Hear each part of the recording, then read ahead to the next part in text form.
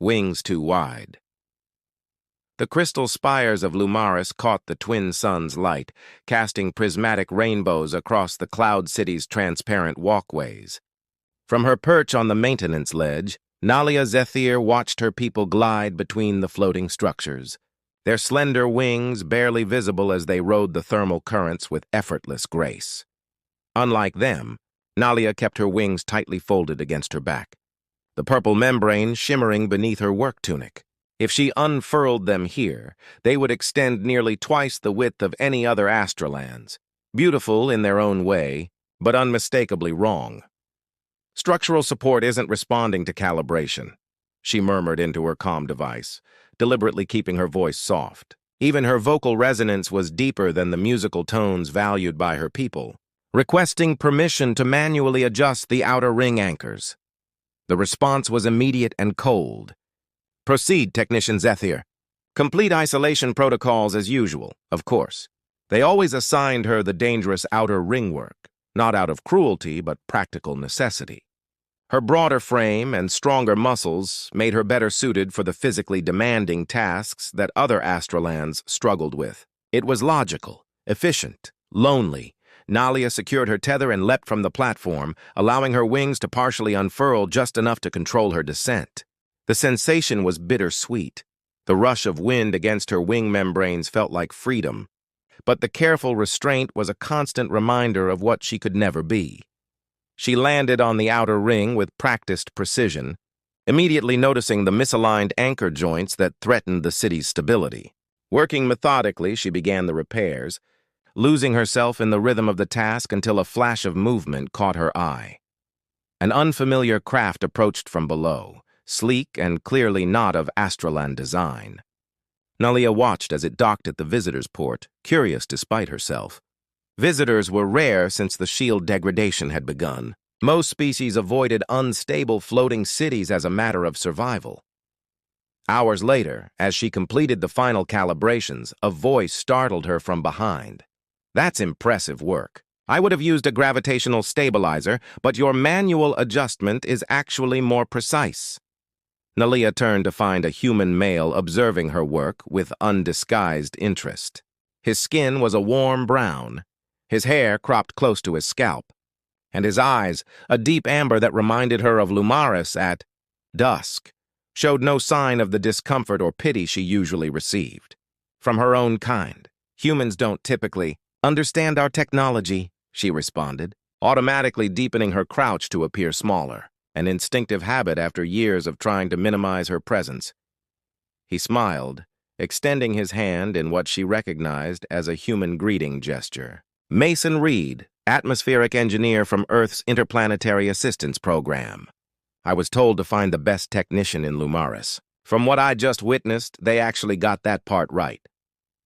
Nalia hesitated before taking his hand, conscious of how her 5 slender fingers dwarfed his. "I'm Nalia Zethir, and I'm not the best technician. I'm just the only one who can manage the weight of the outer ring components." "That sounds like the definition of best for this particular job," Mason replied, his gaze direct and unfaltering. "I've been sent to help stabilize your atmospheric shields before they fail completely. From what I understand, we have about 30 days before Lumaris loses altitude integrity." 26, Nalia corrected, gesturing toward her diagnostics panel. "The shield degradation accelerated last week. The Council hasn't announced the updated timeline." Mason's expression darkened. "They told me 35. Why would they?" "Because panic doesn't help efficiency," came a melodic voice from above. A slender astroland descended gracefully, wings shimmering like spun glass in the fading light. Counselor Theron, head of Lumaris security, landed without a sound, immediately looking toward Mason while addressing Nalia. "Technician Zethir, you've completed your assignment. Return to your quarters." "Actually," Mason interjected, "I'd like Technician Zethir assigned to my team. Her understanding of the outer ring systems is exactly what I need." Counselor Theron's luminescent eyes narrowed slightly. "There are more qualified technicians available." "Not according to these readings?"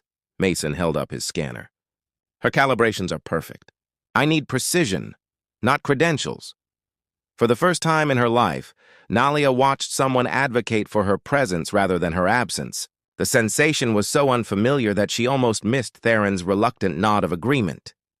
"Very well. Technician Zephyr will report to you tomorrow. First light." With that, Theron ascended back toward the central spires, disapproval evident in every graceful movement. As the counselor disappeared into the clouds above, Mason turned to Nalia with a quiet grin. "I think I just made an enemy." "You definitely did," she confirmed, unable to suppress a small smile of her own. "But you also got the best view in Lumaris. The outer ring at sunrise is worth whatever lecture he's planning for you." "I look forward to it," Mason said. And for the first time in years, Nalia found herself looking forward to something too. Currents of change dawn broke over Lumaris in a symphony of colors that transformed the city's crystalline structures into prisms of light. Mason stood transfixed at the outer ring observation point, watching as the twin suns crested the horizon simultaneously, casting overlapping spectrums that painted the clouds below in impossible hues. "You were right about the view," he said as Nalia approached, her footsteps nearly silent despite her size. "It's why I volunteer for the early shifts," she admitted, setting down her equipment. "No one else wants them, and I get this all to myself." Mason studied her as she began calibrating her tools. In the morning light, her purple skin had an iridescent quality, shifting between deep violet and soft lavender as she moved. The wings, folded tightly against her back, occasionally caught the light, revealing intricate patterns that reminded him of Earth's aurora borealis. "The shield generator is showing a 12% decline in efficiency since yesterday," Nalia reported, her focus on the diagnostics panel. "At this rate, we'll lose containment in 24 days, not 26. Mason moved beside her, careful to maintain professional distance as he examined the readings. "The degradation is accelerating. We need to access the core matrix." "The Council won't approve that," Nalia said quietly. "The core matrix houses our ancestral records." "It's sacred. More sacred than the survival of your city?" Mason asked, then immediately regretted his tone when he saw her wince. "I'm sorry. I don't understand your cultural restrictions yet, but I do understand failing shields. Can you help me find another approach?" Nalia's expression softened. "Actually, I might know a way. The shield matrix has secondary access points through the maintenance tunnels. They're narrow and dangerous. Most Astrolans can't navigate them." "But you can," Mason concluded, understanding dawning. She nodded, a hint of pride breaking through her usual reserve. "My size is an advantage there. I've mapped most of the forgotten pathways during my solitary shifts." For the next several hours, they worked in seamless coordination, Nalia guiding them through narrow passages that wound between the city's structural supports. In these hidden spaces, she moved with unexpected grace, her broader frame perfectly suited to handling the ancient machinery embedded within Lumaris's foundation. "These energy conduits are original," Mason observed, running his scanner over markings that had to be centuries old. "Your people have been maintaining them, but the fundamental design hasn't changed." "Change isn't valued among the Astrolans," Nalia said, her hands working deftly to expose a control node. "Tradition and consistency are our highest virtues. Variation is—" She trailed off, her wings shifting uncomfortably against her back. "Is that why they treat you differently?" Mason asked, keeping his voice neutral. Nalia's hands paused momentarily before continuing their work. "I wasn't supposed to happen. My egg was exposed to radiation during a solar storm. The genetic variation created—" She gestured vaguely to herself. "This. My wings are too broad, my frame too substantial. I don't resonate with the harmonic frequencies that connect most Astrolans. I'm functional but flawed." Mason set down his tools, turning to face her directly. "Specialized," he corrected. "Not flawed, specialized. Evolution creates variation because different conditions require different adaptations. Where I come from, specialists are valued." "Where you come from sounds nice," she replied, a sad smile playing at her lips. "It has its own problems," Mason admitted. "Humans have a talent for creating arbitrary divisions, but we're learning slowly." He hesitated, then added, Your wings. I've only seen them partially extended. Are they really that different? For a moment, Nalia looked startled by the question. Then, after glancing around the empty tunnel, she stood and moved to a wider section. You should step back, Mason complied, watching as she closed her eyes and took a deep breath. Slowly, her wings began to unfurl, expanding outward in a display that stole his breath. Fully extended, they spanned nearly the width of the maintenance chamber, their translucent purple membrane threaded with luminescent veins that pulsed with an inner light. The pattern was hypnotic, complex whirls and spirals that seemed to shift and flow as she held the position. They're magnificent, he whispered. Storm whispers. The great library of Lumaris hung suspended between two of the city's tallest spires, connected by bridges so delicate they appeared to be woven from light itself. Mason followed Nalia through the early morning mist that clung to the structure, marveling at how few Astralans were present at this hour. Are you sure we're allowed in here? He whispered as they passed through archways inscribed with symbols he couldn't decipher. Nalia's lips curved into a rare smile. As of yesterday, I'm officially the Council's specialized consultant on shield maintenance. That comes with access privileges I've never had before. She ran her fingers lightly over the access panel, her purple skin contrasting with the pale blue interface. 3 weeks ago, they would have denied me entry. Funny how perspectives shift when the alternative is plummeting from the sky. The security field dissolved, revealing a vast circular chamber filled with floating data crystals that glimmered like captured stars. In the center, a scale model of Lumaris rotated slowly, the shield system represented by a translucent dome that pulsed with areas of concerning dimness. The ancestral records should help us understand the original shield design, Nalia explained, navigating through the crystal archive with surprising familiarity. Most of this information isn't in the technical databases. It's considered historical rather than practical. Your people have an interesting way of categorizing knowledge, Mason observed, following her through the constellation of data. We prefer consistency over innovation, Nalia replied, selecting a crystal that glowed with a deep amber light. At least that's what we're taught. When she placed the crystal in the central reader, the floating model of Lumaris transformed, layers peeling away to reveal intricate internal structures. Mason leaned forward, fascinated by the complexity of the original design. This is nothing like the current shield configuration, he murmured, circling the display. The original system had regenerative capabilities that have been completely bypassed in the modern version. Nalia nodded, her expression thoughtful. The historical records say our ancestors designed the shields to adapt to environmental changes, but the Council has maintained a static configuration for generations. She hesitated, then added, they believe stability is safer than adaptation. Even when that stability is failing? Mason asked, already calculating the modifications needed to restore the system's original flexibility. Change is frightening, Nalia said softly, especially for a society built on the illusion of perfection. They worked through the morning, piecing together the ancient shield specifications and comparing them to the current failing system. As the library gradually filled with other Astralans, Mason noticed the subtle shifts in their behavior, the curious glances, the whispered conversations, the careful distance they maintained. They're still afraid of me, Nalia noted, her focus remaining on the technical schematics. Not afraid, Mason corrected, keeping his voice low, recalibrating.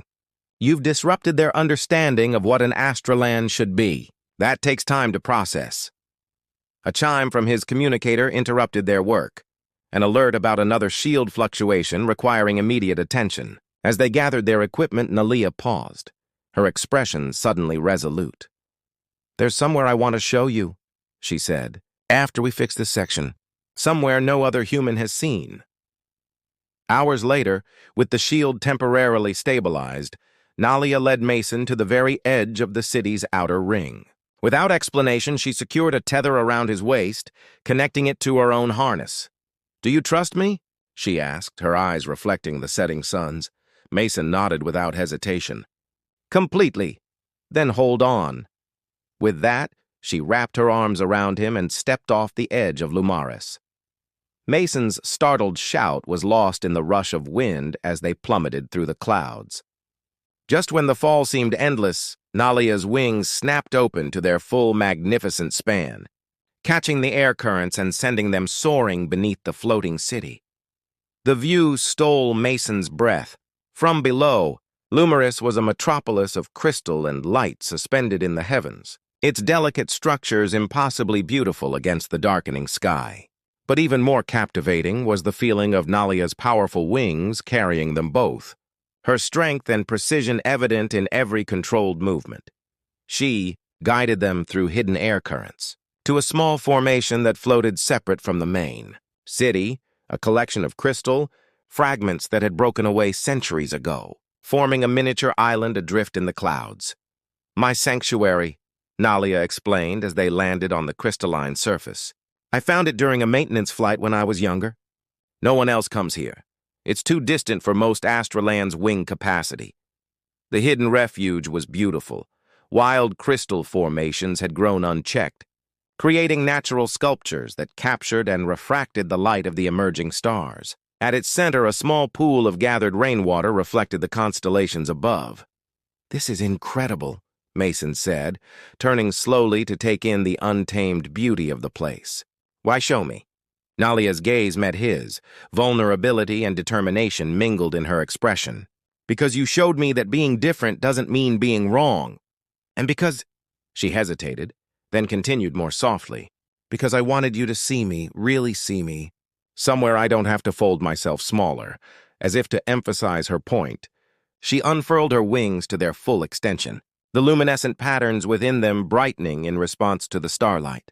In this private space, she stood tall, unashamed of her height or breadth, her purple skin shimmering with an inner light that matched the glow of her wings. Mason moved toward her, slowly enough that she could step away if she wished. When she remained still, watching him with those iridescent eyes, he gently placed his hand against hers, fingers aligning. "I've been seeing you since the moment we met," he said quietly, "and everything I learn makes me want to see more."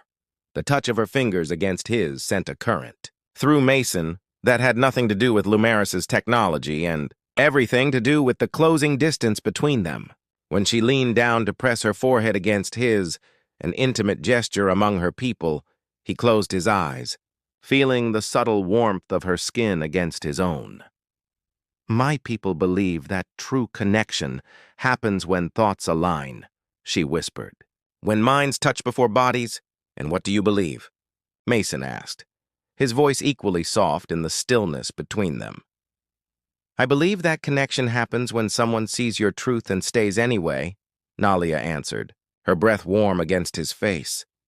Mason lifted his hand to trace the curve of her cheek, feeling her slight tremor at the contact. "I'm not going anywhere." When their lips finally met, the last barrier between worlds fell away. Under the vast canopy of stars, surrounded by wild crystal and untamed beauty, they discovered that differences in form meant nothing compared to the resonance of souls recognizing their counterpart. Later, as they lay beside the reflecting pool, Nalia's wings partially enclosing them both in a canopy of translucent purple, Mason traced the patterns of light that pulsed beneath her skin. "On Earth, we have a saying," he murmured against her shoulder. "That which doesn't bend breaks. Your council thinks rigidity is strength, but true strength is in adaptation." His fingers followed the curve of her wing's edge. "You're not just beautiful, Nalia. You're evolutionary. The future your people need, even if they don't know it yet." She turned to face him, her expression serious despite the contentment in her eyes. "The Council won't accept us easily. There are factions that believe interspecies relationships dilute Astraland purity." "Then we'll change their minds," Mason said with quiet confidence. "The same way we're going to save their city, by showing them that adaptation isn't just possible. It's necessary." As the night deepened around their sanctuary, Neither of them noticed the distant glimmer of observation lenses focused on the crystal island, nor the slender figure that detached from the shadows of Lumaris to wing its way toward the council chambers, carrying news that would shatter their fragile peace. Retry UB4 to 5 parts broken skies. The emergency alert pierced the pre-dawn quiet, its shrill tone echoing through every chamber in Lumaris. Mason bolted upright in his quarters, immediately reaching for his equipment. The shield status indicator on his personal monitor flashed crimson, critical failure imminent in multiple sectors. He rushed through the corridors, finding them already filled with astrolans moving with uncharacteristic urgency. Their usually melodic voices had risen to discordant tones of fear as they gathered what they could carry. "Mason!" Nalia's voice cut through the chaos. She pushed through the crowd, her strong frame allowing her to navigate where others could not. "The northern quadrant is failing completely. Atmospheric breach in 12 minutes if we don't stabilize it." Without discussion, they raced toward the transport platform. Several council members stood there directing evacuation procedures for the threatened sectors. Councillor Theron spotted them and moved to intercept, his expression severe. Technician Zether, "Your presence is required at the core matrix," he stated, pointedly ignoring Mason. "This situation demands unconventional solutions." Nalia and Mason exchanged surprised glances. Access to the core matrix had been explicitly forbidden despite their repeated requests. "Recovering," he assured her. "The healers say the energy pathways are regenerating just like the city's shields." Nalia's expression grew serious. "The council?" Before Mason could answer, the chamber doors parted to admit a delegation of council members, led by Theron. Their faces were solemn as they approached her bed, forming a semicircle that made Mason instinctively move closer to Nalia. "Technician Zether," Theron began formally, then corrected himself. "Nalia Zether.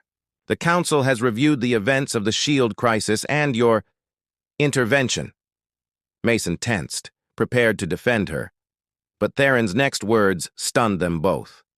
"Your actions saved Lumaris. More importantly, they have forced us to confront certain truths we have long denied." He gestured to the other council members. "Our ancestors designed our society to adapt and evolve, just as they designed our shields. Somewhere through the generations, we lost sight of this purpose in our pursuit of what we believed was perfection." Another counselor stepped forward, her wings shimmering with age and authority. "The historical records reveal that genetic variation like yours once appeared regularly among our people. These variations were not accidents but evolutionary responses to changing conditions." "What are you saying?" Nalia asked, her voice cautious but hopeful. "We are saying that you are not a flaw to be tolerated," Theron answered. "You are the future our ancestors prepared for, a future we nearly rejected out of fear and pride." For a moment, joy flared in Nalia's expression, but it dimmed quickly as she glanced toward Mason. "And what of my relationship with a human? Does your newfound acceptance extend to that as well?" The council members exchanged uncomfortable looks before Theron spoke again, his tone measured. "That matter remains complex. There are factions within our society who believe such connections threaten our cultural identity."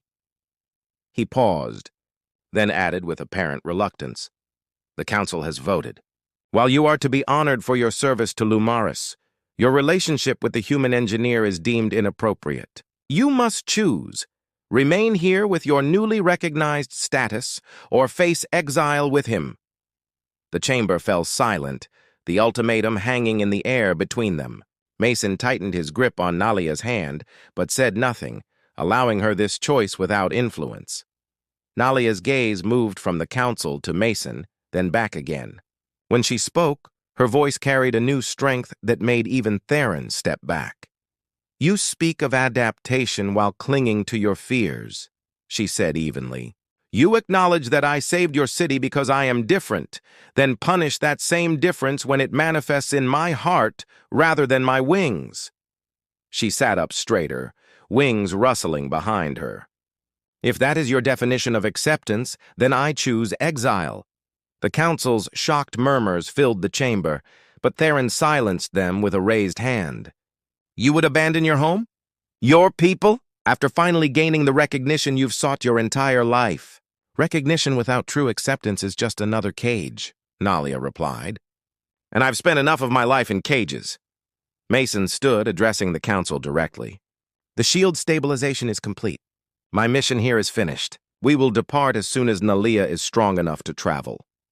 Theron regarded them both with an unreadable expression before nodding once. So be it. You have 3 days to prepare for departure. The council extends its gratitude for your service, even as we regret your choice.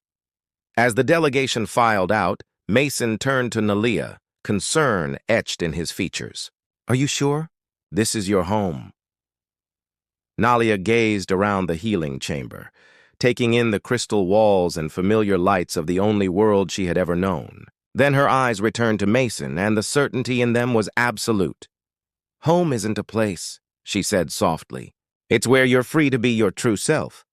I never had that here, not until you showed me what it felt like. She reached up to touch his face, her purple fingers gentle against his skin. I choose freedom. I choose us. As the twin suns set over Lumaris that evening, casting long shadows through the crystal spires, news of Nalia's decision spread through the city like ripples in still water. And in quiet corners, other astrolans with subtle differences, wings slightly broader than normal, resonant frequencies just off the accepted standard, began to wonder if perhaps their variation wasn't a flaw after all. Beyond the clouds, the transport bay was silent as Nalia and Mason prepared for departure. Their few possessions already loaded onto the small interstellar craft provided by Earth's Interplanetary Assistance Program. 3 days had passed since the Council delivered their ultimatum, days filled with whispered farewells and furtive visits from younger astrolans seeking guidance before Nalia left forever. The shield modifications are holding perfectly, Mason noted, reviewing the final diagnostic report. The regenerative systems have fully integrated with the city's power grid. Lumaris should be stable for generations. Nalia nodded, her attention fixed on the purple horizon visible through the bay's crystalline walls. Dawn was just beginning to break, painting the clouds in shades that matched her skin. They'll be fine without us. Having second thoughts, Mason asked gently, moving to stand beside her. She turned to him with a sad smile. No, just memorizing it. This view, these colors, wherever we go next, the light will be different. Mason took her hand, his fingers intertwining with hers. We can return someday. When attitudes change, perhaps, she conceded, though her tone suggested she held little hope for such changes in her lifetime. The soft chime of the bay doors interrupted their moment of reflection. They turned, expecting to see the transport officer assigned to oversee their departure. Instead, a group of young astrolans entered hesitantly. Led by a slender figure Mason recognized as one of the junior technicians who had been working on the shield recalibration. We came to say goodbye, the technician said, stepping forward with unusual boldness. And to give you this, she held out a crystal sphere no larger than her palm. Within it, a miniature replica of Lumaris floated, surrounded by a tiny shield that glowed with the same purple iridescence as Nalia's wings. It's a remembrance crystal, another young astrolan explained. They're traditionally given to those embarking on important journeys. This one. We modified it to resonate with your specific frequency.